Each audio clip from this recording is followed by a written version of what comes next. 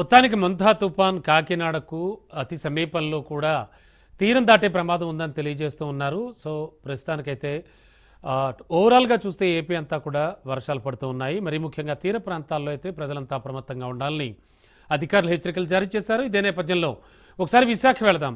అక్కడి నుంచి మా కరెస్పాండెంట్ సూర్యప్రకాష్ మరిన్ని వివరాలు అందిస్తారు. ప్రకాష్, ఎలా ఉంది సిచ్యువేషన్? ముఖ్యంగా వాతావరణ శాఖ అధికారుల ప్రొడక్షన్ ఎలా ఉంది? అండ్ మోరోవర్ అటు కాకినాడలో కూడా ఇప్పుడే సిచ్యువేషన్ పరిశీలించాం. అక్కడ కూడా సముద్రం అల్లకల్లోలంగా ఉంది. ఏమిటి మీకు సిచ్యువేషన్ ఎలా ఉంది అక్కడ? ఏం చెప్తూ ఉన్నారు? రమణ, మింటాన్ తుఫాన్ ప్రభావం అయితే ఆంధ్రప్రదేశ్ అంతటా కూడా కనిపిస్తుందని చెప్పుకోవచ్చు. అయితే విశాఖపట్నంలో అయితే గత రాత్రి నుండి కూడా చిరుజల్లులు కురుస్తూ ఉదయం నుండి కూడా ఎడతెరపు లేకుండా అయితే వర్షాలు కురుస్తున్న పరిస్థితి ఉంది. ఎక్కడికక్కడైతే రోడ్లన్నీ కూడా జలమయమైన పరిస్థితి కనిపిస్తుంది. సముద్రం మొత్తం కూడా అల్లకల్లోలంగా మారిన పరిస్థితి కూడా కనిపించడంతో ప్రజలందరూ కూడా అప్రమత్తంగా ఉండాలని అయితే వాతావరణ శాఖ అధికారులు అయితే ఇప్పటికే హెచ్చరిక అయితే జారీ చేసిన పరిస్థితి ఉంది.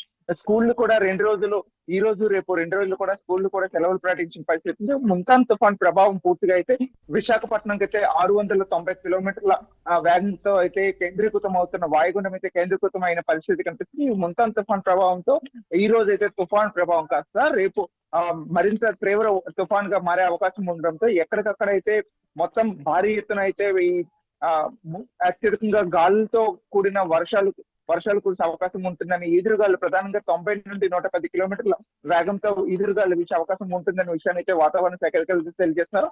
ప్రధానంగా విశాఖపట్నం కేంద్రీకృతంగా అవుతుండగా ఇక్కడ పరిసర ప్రాంతాలు ప్రధానంగా గాజువాక, అనకాపల్లి, అలానే అల్లూరు జిల్లాల్లో అయితే పూర్తిగా అయితే ఇక్కడ రెడ్ అలర్ట్ అయితే జారీ చేసిన పరిస్థితి ఉంది.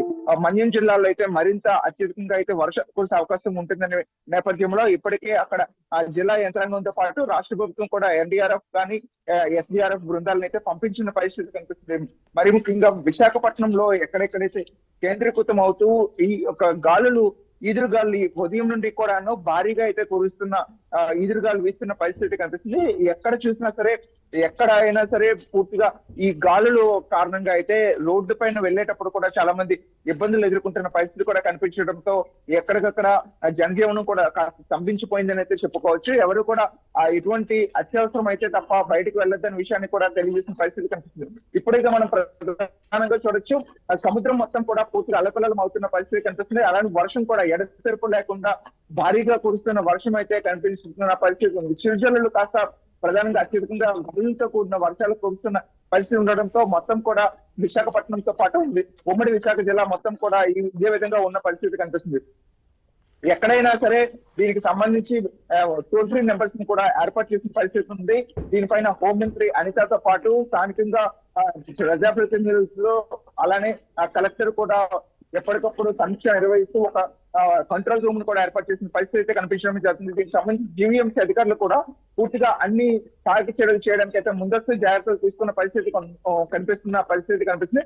ఎక్కడైనా క్రైన్స్ ని ఏర్పాటు చేస్తూ ఎక్కడైనా ట్రాన్స్ఫార్మర్స్ కానీ ఇబ్బందులు లేకుండా దానికి ముందస్తు చర్యలుగా అయితే ఎలక్ట్రికల్ డిపార్ట్మెంట్ సైతం కూడా దీనికి ముందస్తు జాగ్రత్తలు తీసుకున్న పరిస్థితి ఉంది. ఎక్కడైనా చెట్లు కానీ ఏమైనా పడిపోతే వెంటనే తొలగించేందుకైతే జీవీఎంసీ అధికారులు అయితే క్రైన్స్ అయితే ఏర్పాటు చేశారు. దానికి సంబంధించి పోల్స్ పడిపోయినా లేకపోతే ట్రాన్స్ఫార్మర్స్ ఏమైనా ఇష్యూస్ రాకుండా దానికి సంబంధించి జనరేటర్స్ కూడా ఏర్పాటు చేసి ఎవరికి ఎటువంటి ఇబ్బందులు లేకుండా ఉండేందుకైతే, ప్రాణ ఆస్తి నష్టం కలగకుండా ఉండేందుకైతే సహాయక చర్యలన్నీ చేస్తున్న పరిస్థితి ఇక్కడ కనిపిస్తుంది. రమణ, ఓకే, ముఖ్యంగా ప్రకాష్, ఎన్ని రోజులు ఉంటుంది ఈ ఎఫెక్ట్ అని చెప్పారు? తుఫాను తీరం దాటేది ఎప్పుడు అని ఏమైనా సమయం చెప్పారా వాళ్ళు?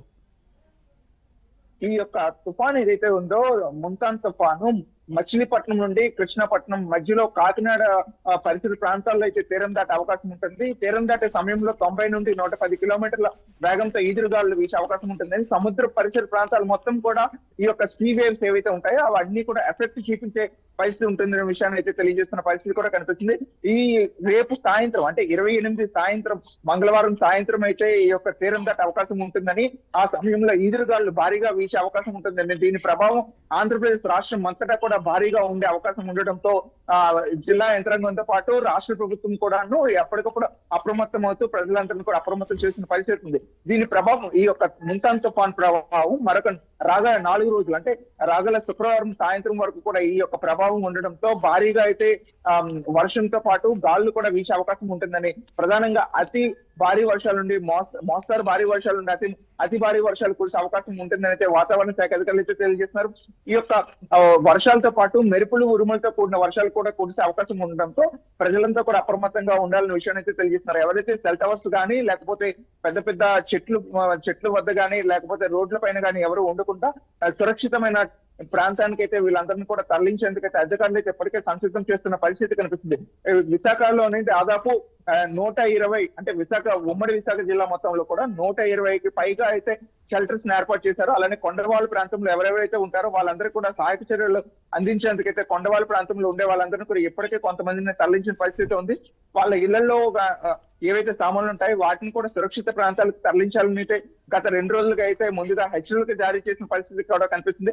అలాగే ఇదే విధంగా ప్రధానంగా మత్స్యకారులు ఎవరు కూడా గత 2 రోజులుగా రాగల 4 రోజులు దాదాపు ఈ వారం రోజుల పాటు కూడా మత్స్యకారులు ఎవరు కూడా వేటకు వెళ్లొద్దని వేట నిషేధాన్ని అయితే జారీ చేసిన పరిస్థితి కూడా కనిపిస్తుంది. ఇదే విధంగా మత్స్యకారులు ఎవరు వెళ్లకుండా ఇప్పటికి అన్ని పోర్టుల్లో కూడా ప్రమాద హెచ్చరికలు అయితే జారీ చేసిన పరిస్థితి ప్రస్తుతం మొదటి ప్రమాద హెచ్చరికలు అయితే జారీ చేసిన పరిస్థితి కనిపించడంతో పూర్తిగా వేట నిషేధం అయితే కొనసాగుతున్న పరిస్థితి కనిపిస్తుంది.